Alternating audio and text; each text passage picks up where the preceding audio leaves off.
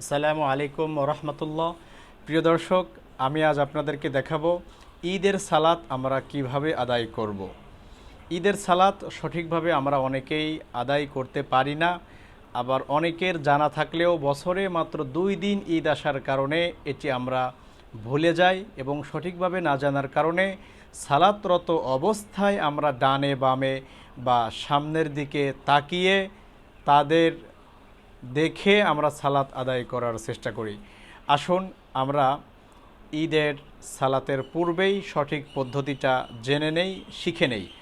প্রিয় দর্শক, জানাজার সালাতে যেভাবে স্পেশাল সানা, দুরূদ শরীফ এবং দোয়া রয়েছে, ঈদের সালাত অনুরূপ নয়, সম্পূর্ণই ব্যতিক্রম। ঈদের সালাত জুমার সালাতের ন্যায় 2 রাকাত নামাজ, এটি ওয়াজিব। এখানে অতিরিক্ত 6টি তাকবীর রয়েছে। এখানেই মূলত আমরা কনফিউজড হই কোথায় হাত তুলব এবং কোথায় হাত বাঁধব।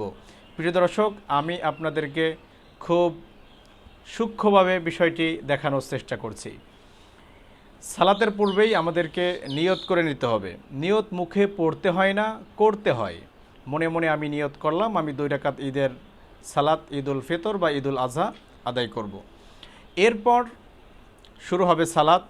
প্রথম তাকবীর দিব ইমামের সাথে, সকলেই বলবো আল্লাহু আকবার। এরপর আমরা সানা পাঠ করব সুবহানাকা আল্লাহুম্মা ওয়া বিহামদিকা তাবারাকা ইসমুকা ওয়া তাআলা জাদ্দুকা ওয়া লা ইলাহা গায়রুক।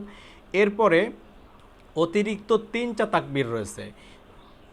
2 তাকবীরে আমরা হাত তুলব এবং হাত বাঁধব। তৃতীয় তাকবীরে হাত তুলব,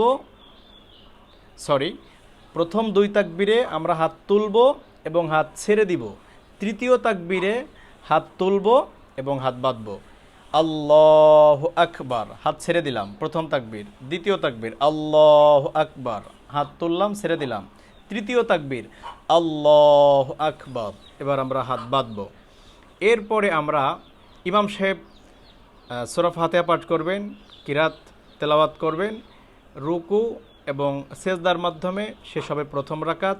দ্বিতীয় রাকাত শুরু হওয়ার পর দ্বিতীয় রাকাতে ইমাম সূরাতুল ফাতিহা এবং কিরাত পাঠ করবেন এবং দ্বিতীয় রাকাতেও অতিরিক্ত 3টা তাকবীর রয়েছে।